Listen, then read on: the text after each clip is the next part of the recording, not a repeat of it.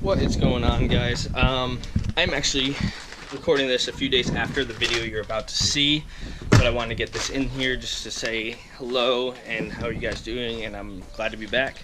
I just washed the red truck up, but I really wanted to just do a little mail time today. One thing was sent to me and one thing I actually bought, but it's for good support.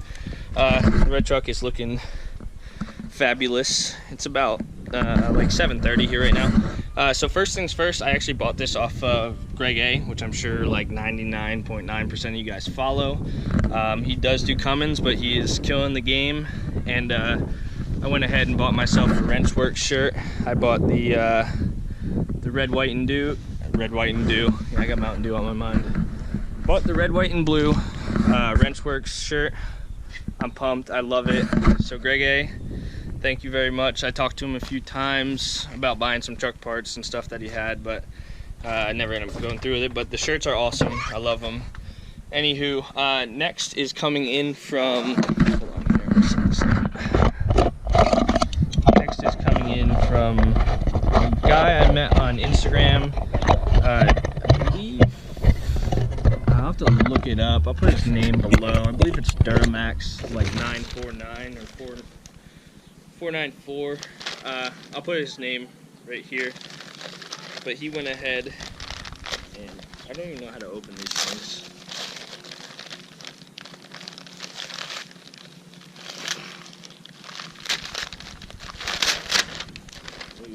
Get in here.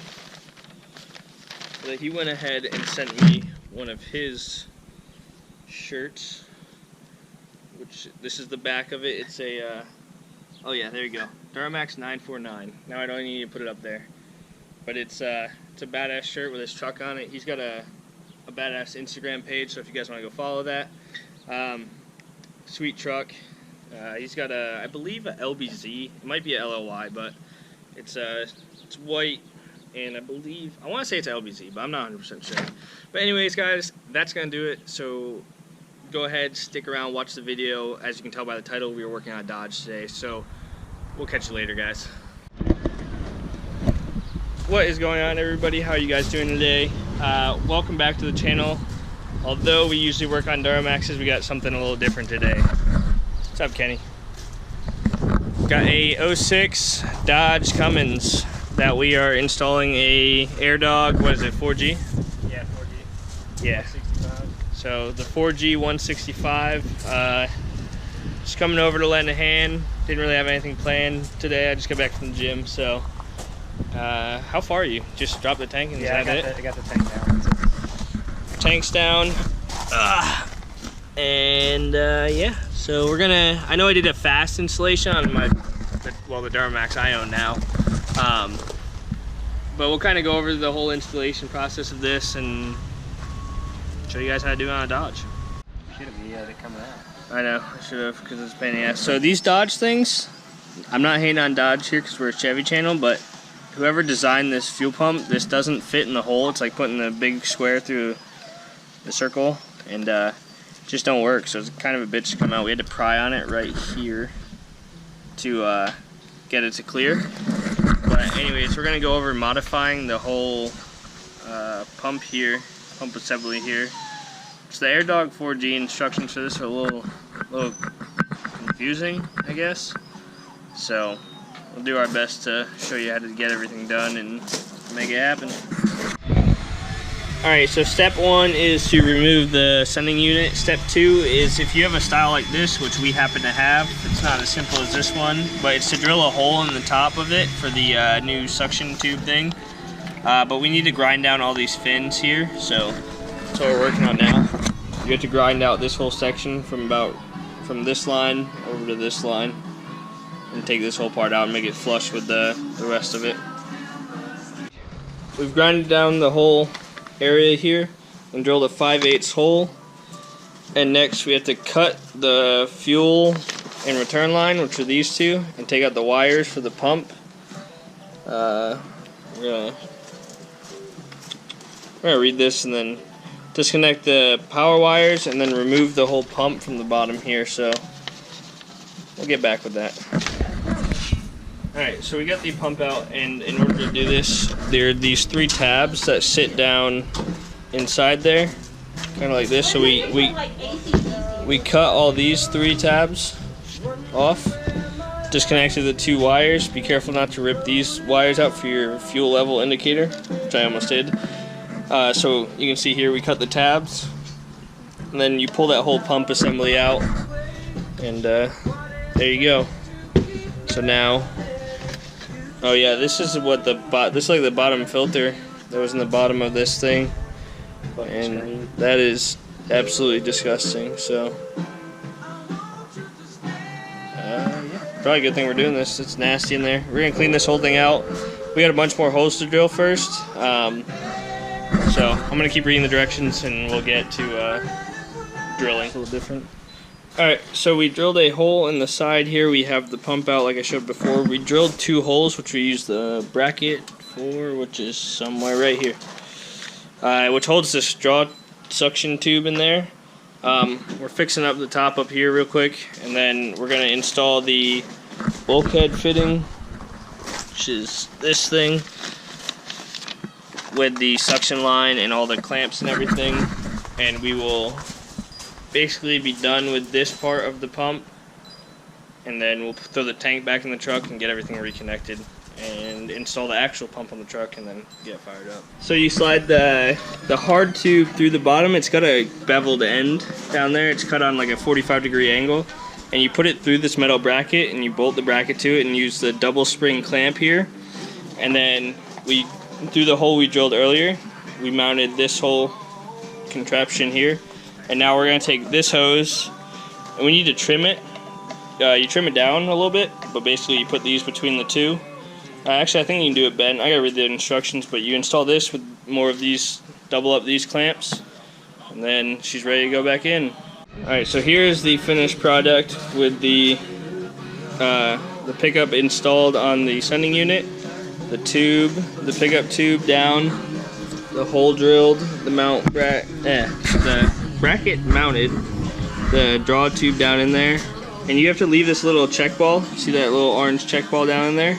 You have to leave that on there, and this is the in-tank pump setup. So there's 2 different options in the instructions. This is the in-tank pump setup. So we got this all set. We're gonna get it put back in the tank. Make sure you keep everything clean and don't bend the sending unit thing here. Yeah, the float. There we go. That's the one. We're gonna get this back in there, get this back in the truck, and then install the pump, and we'll be good. Alright, so the tank is back in the truck, all set up. Kind of a pain in the ass. Be careful with your sending unit. Kind of cracked it. But anyways, we're assembling the AIRDOG now. So we used the smaller Allen head bolts and installed the 4 mounts here for the actual pump. And then we now have the one side of the plate installed to the back of this. So you use the big Allen head bolts and put them through, and with the spacer, this is for Cummins, and so this is how it's going to look, kind of assembled. And next we will mount it to the frame using this other plate, and that should be it for mounting this. Then put the filters back on, and then we'll run the whole plumbing and wiring harness. So yeah, moving right along now. I think the tank mod is probably the hardest part of this whole job. Installing this is pretty easy, so let's get back to work now. Okay, so 1/2-inch threaded tube thing into here, 1/2-inch threaded tube thing into here, filters on, little tiny threaded thing here. I don't know what size I call it. That's a return engine. No, that's just a return. Now we're going to torque these. They're torqued to, the bigger ones are 120 inch-pounds or 10 foot-pounds, and these are 60 inch-pounds or 5 foot-pounds, so for the smaller one. So we're going to get this put together, we're going to get it bolted to the truck, and then we will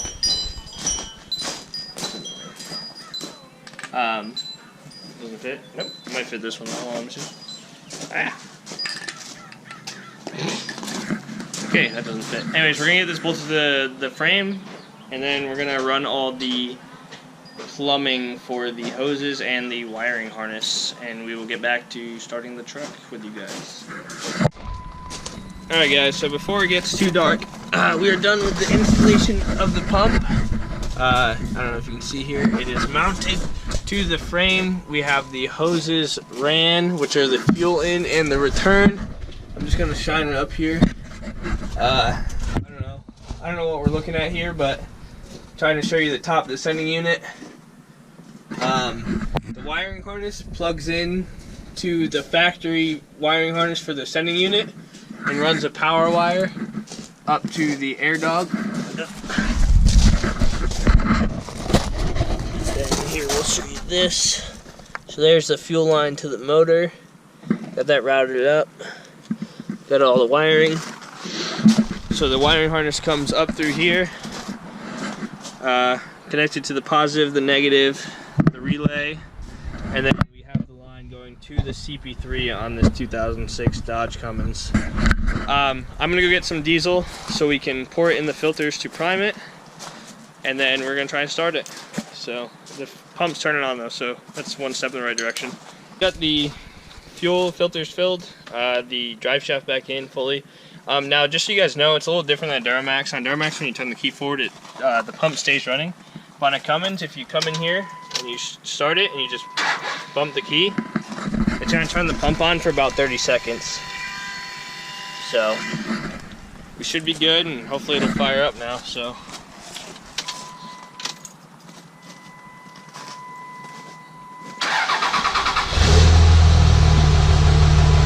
just like that. Now you want to check the whole truck over for leaks and make sure everything's good. Get it all buttoned up, and then that's it, guys. That's how you install a AIRDOG 160, AIRDOG 2 165 4G on a Dodge 2006 Cummins. Thank you guys for watching. We'll catch you next time on the Duramax Diesel channel, where we work on everything. So, take it easy, guys.